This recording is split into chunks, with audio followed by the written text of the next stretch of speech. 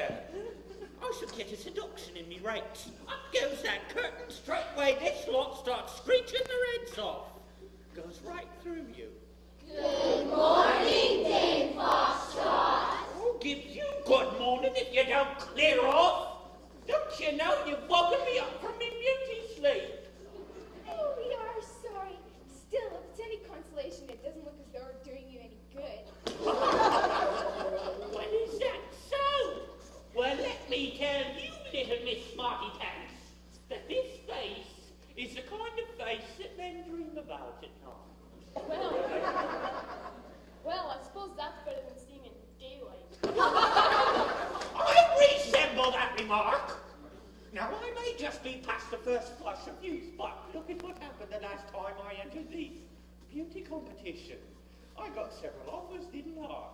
Yes, but they're all from plastic surgeons.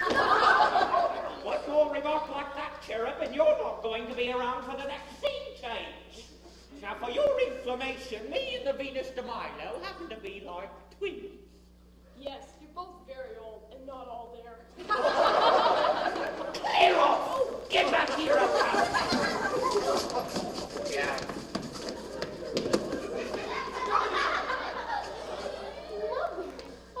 Mother, what's happened?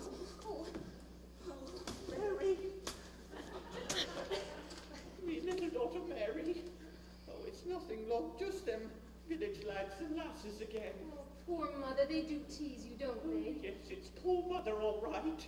That old skinflint Baron Hickory's after the rent money again. And he says if he doesn't get it this time, it's out we go, stock, lock and barrel. Well, what are we going to do? Well, we'll just have to pay him, of course. Pay him? What with? We own 10 years' rent. Well, what happened to the money that we saved for a rainy day? Well, we had a very poor summer last year, didn't we? So it's all gone? Every brass farthing. Oh, we're so poor we can't even afford to change the date on the calendar. Well, come on, Mother, cheer up. Things are bound to get better soon.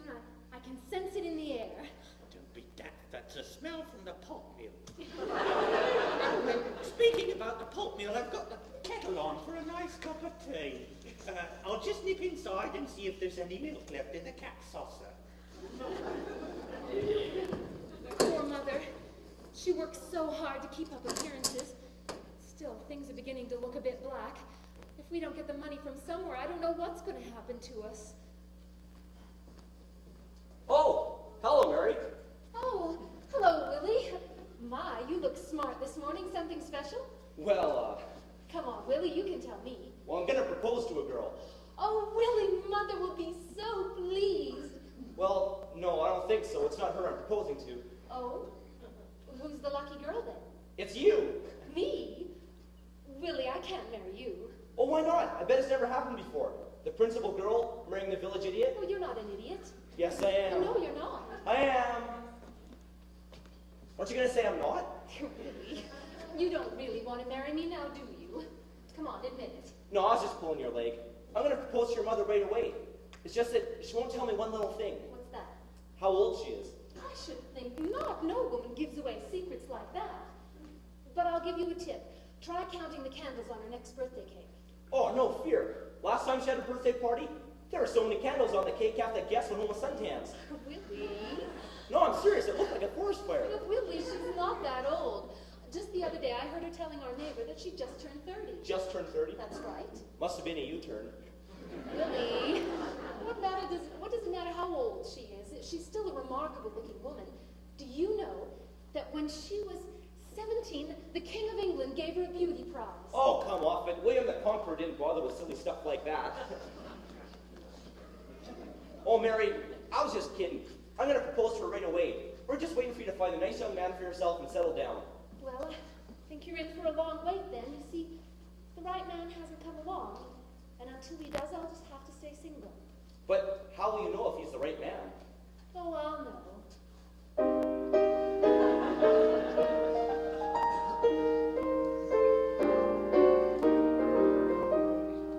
Wondering how my dream will come to be.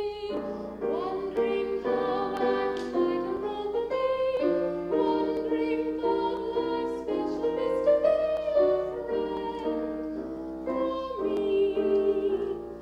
Simple dreams have their way of coming true, and it's simple what I ought to do. I'll just wait here until I'm here. Quite soon you'll be along, this friend of mine. He's very kind and strong, this friend of mine. And when he comes my way, it won't take much to make him stay. He'll talk to me a while, he'll understand. He'll look at me and smile, he'll take my hand. That's all I need of sad. I simply want one touch of her. Maybe I shall meet him walking in the sunshine, in the snow. We won't ever get tired of talking, never mocking our secrets unlocking. We'll build a little place with scenic view. We'll share a little wine, a joke or two. I'll wait as long as it takes. I'm waiting for this friend of mine.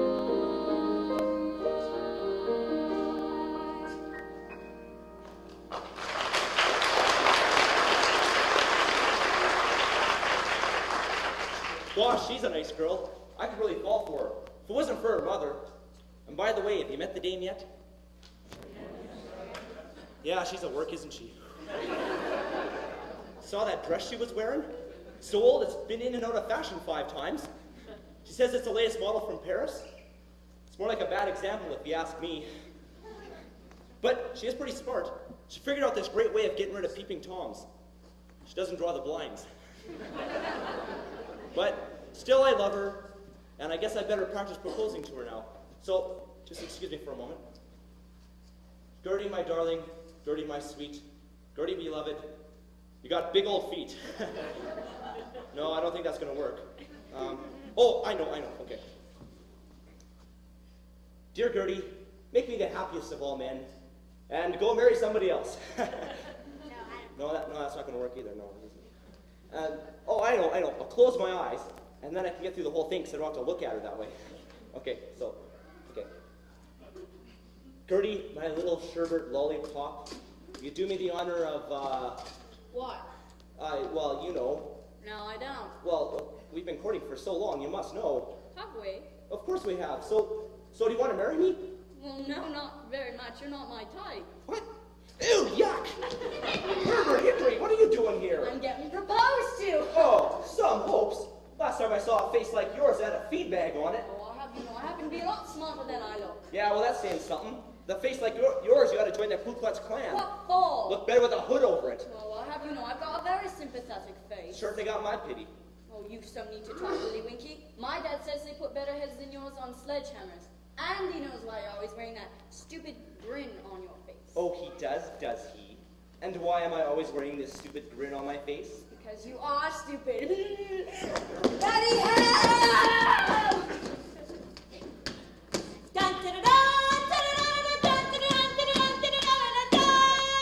He's grasping greediness, Baron Archibald Hickory! Wait, Stubbs! Peasants! Where is everybody? How can I be expected to terrorize the entire village when there's nobody here? Bah! Oh! Silence! Now then, do you two idiots have any idea why I asked you here today? Then I'll tell you. It's because of something absolutely terrible. Dame Foxtrot's clock. Oh, she is an old woman.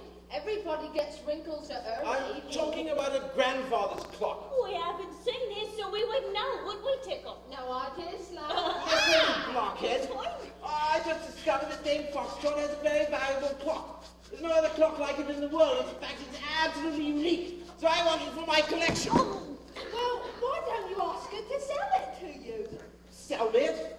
I've never paid for anything in my life before, and I'm certainly not going to start now. No.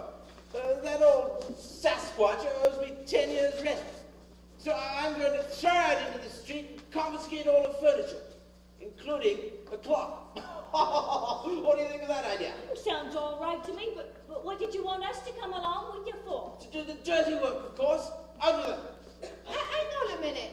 You don't expect us to throw her out on our own, do you? Not Dame Foxtrot.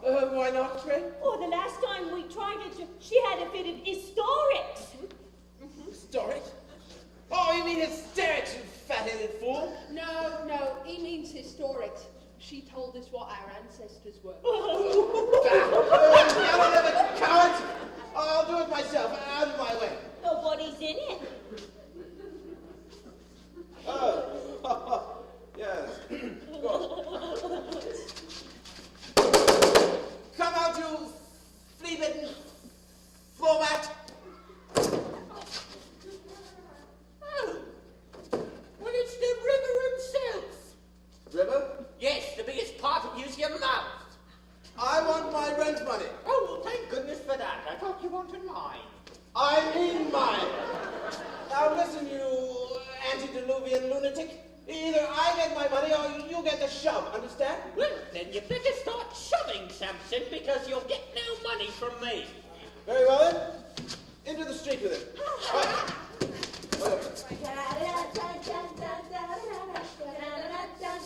hurry up.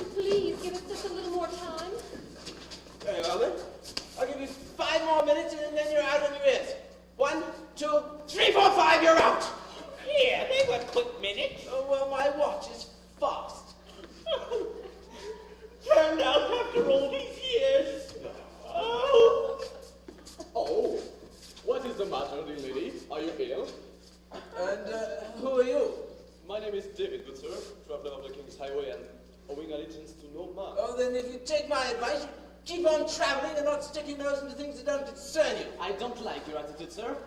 And I like your face even less. Anything that causes distress to a member of the fair sex is my concern. Then I'll give you something to be concerned about. Throw him in the duck pond. Now, if you will excuse me. Not so fast, fancy pants. Do you know who I am? I have no idea, sir. But you're definitely the kind of man who'd make a perfect stranger. I am Baron Hickory of Dickory Dock Mansion, and this old Sasquatch owes me 10 years' rent. Oh, is this true? Well, I have got a little behind. Not from where I'm standing, she doesn't. We're being turned out because we can't pay. Don't worry, I will see how it turns out. How much do these good people owe you? £100 and not a penny less. £100? Very well. Take this. I think you will find the right amount in there. £100! Mine! All mine! What about the Dane's grandfather clock then? Don't you want it now? I've got my rent money. You can keep your rotten clock. Come on, back to Dickory Dock Mansion. Well, there goes my fortune. You mean you gave away all your money just to help us? Every penny of it. I never could resist a lady in distress. But we'll never be able to repay you. Don't worry, money is not everything. It cannot buy happiness. Well, at least you can be miserable in comfort. Well, goodbye. Where are you going? Who knows? I will follow the road until it comes to an end and hope to find my fortune waiting for me. Well, surely, you can stop and have a cup of tea before you go, can't you? I've got the kettle on. It's a boy. I mustn't stay too long. Why not? Don't you like it here? Oh, I think it's charming, but I must press on to where fame and fortune will welcome me with open arms. Couldn't they welcome you here? Oh, with you beside me, I think they could.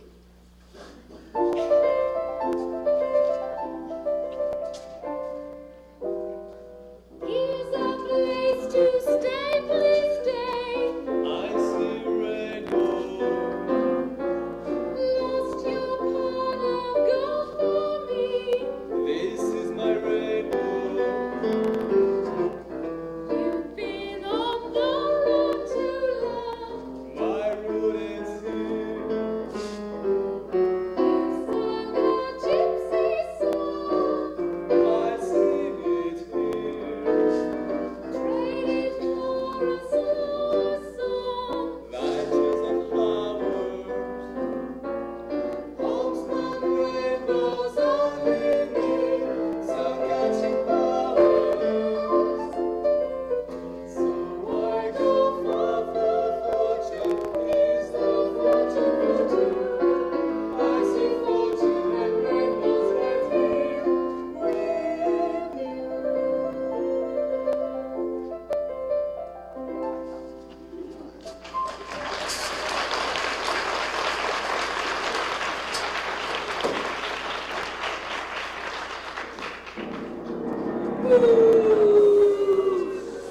Are you booing at me? Well, shut up! So this is Nelson, eh? The last place on my list. The magic clock must be here somewhere.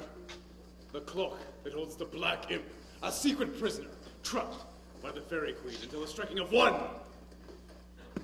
But who can have it? And what's more important, do they suspect its secret? And what mischief are you up to now, dear wizard? Break! 10,000 curses! Can't you ever leave me alone? Not if I can help it. It's my job to keep you out of trouble. So wherever you go, I won't be far behind. Well, you won't stop me this time. When I lay my hands on the magic clock, I'll... So that's it. You're after the clock of Silas the Gnome. Well, good luck, my friend. It was accidentally sold over 100 years ago and has never been seen since.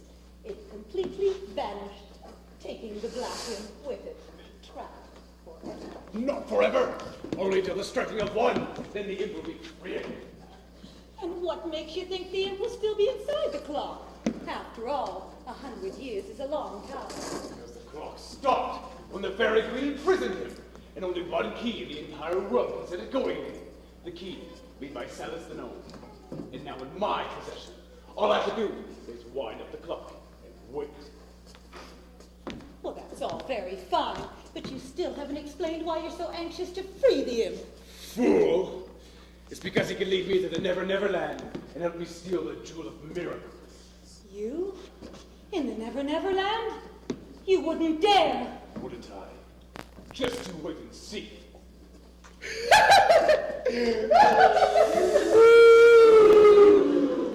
He's got to be stopped. If he finds the magic clock, there's no knowing what might happen.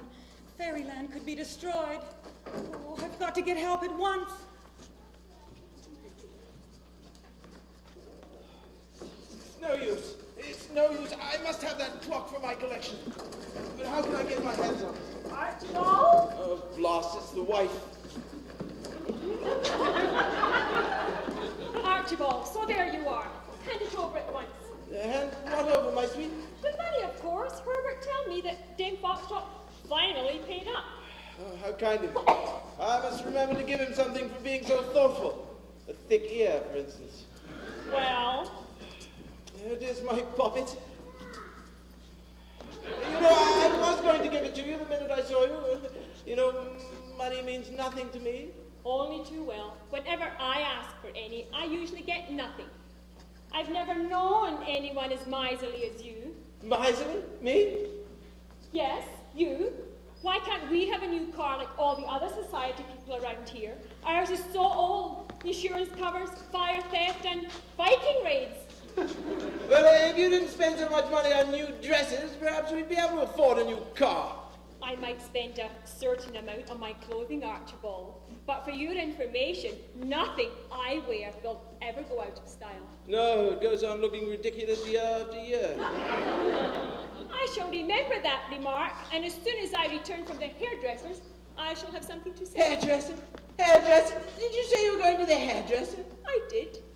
But, I felt it was about time I had a change of colour. but, Medusa, you've had your hair dyed so often you're beginning to get technicolor dandruff. If this goes on much longer, I'll be bankrupt. Bankrupt? Huh. Before we got married, you told me that you were well off. I was. I didn't know how well off. No wonder I haven't been myself lately. Oh, never mind, dear. Everyone's noticed the improvement. Oh, that's ruined my day. That's so annoying. I've half a mind to go down to overweight here and yell super value. Now, where are those two idiots slapping tickle? Here we are, boss. Do you want us? Oh, not really. You'll have to do until something better comes along. Now, come here. Now, I must get my hands on Dame Foxtrot's clock.